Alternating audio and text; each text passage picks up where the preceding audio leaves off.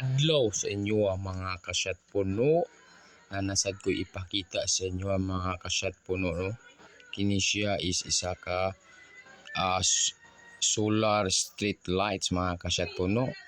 Nag-order mi ani mga kasyat puno, no, kaya among ilisan amo ang parameters kay hinay kaayo. Kini siya is amo ang ilisan og 300 watts mga kasyat puno. Kani siya mga kasyat puno is iyang bracket, then ang iyahang remote mga kasyat puno, no. Watch and learn lang mga kasyat puno kung unsaon ni pag-install sa mga baguhan mga kasyat puno. Okay mga kasyat puno, no, tanawan ninyo mga kasyat puno, solar street lights mga kasyat puno. Amo ning itaod sa mo ang parameters sa mo ang gate mga kasyat puno, no, sa mo ang first gate. Okay mga kasyat puno, amo nang gi-install ang iyahang bracket. Kini siya mga kasyat puno is mo ni siya ang solar panel mga kasyat puno, no? Mao ni siya ang mo produce sa current kay mainita ni siya, mo charge siya tungod kay nga ato ang solar is na ay battery.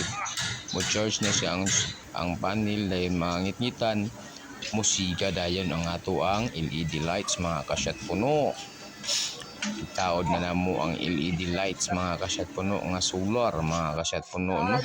Apil pod ang iyahang panel. Uy na si Sandy, smiling kay Sandy bay. Ayan na Sandy, smiling kay Bart. Kay mga kasyat puno, no, amo nang gikuan ang iyahang tool kaya mo nang itaod dito. Okay mga kasyat puno, no, amo sang gikuha ang iyahang wire nga daan nga na-install. Kaya naamay sa daan nga na-install nga floodlight mga kasyat puno, no, nga among gamitan og kuryente mga kasyat puno. Di na among gitanggal yung old nga wirings. Okay, ready na mga kasyat puno, amo nang i-install mga kasyat puno. Kauban na mo ang ako ang isa ka electrician. Uy, nagulaw-ulaw man si sir. Sir, ayaw gulaw-ulaw sir. Kasyat puno vlog 16 ni mga kasyat puno ni sir. Okay na mga kasyat puno, amo nang na-install, amo nang na-comply ang among assignment mga kasyat puno.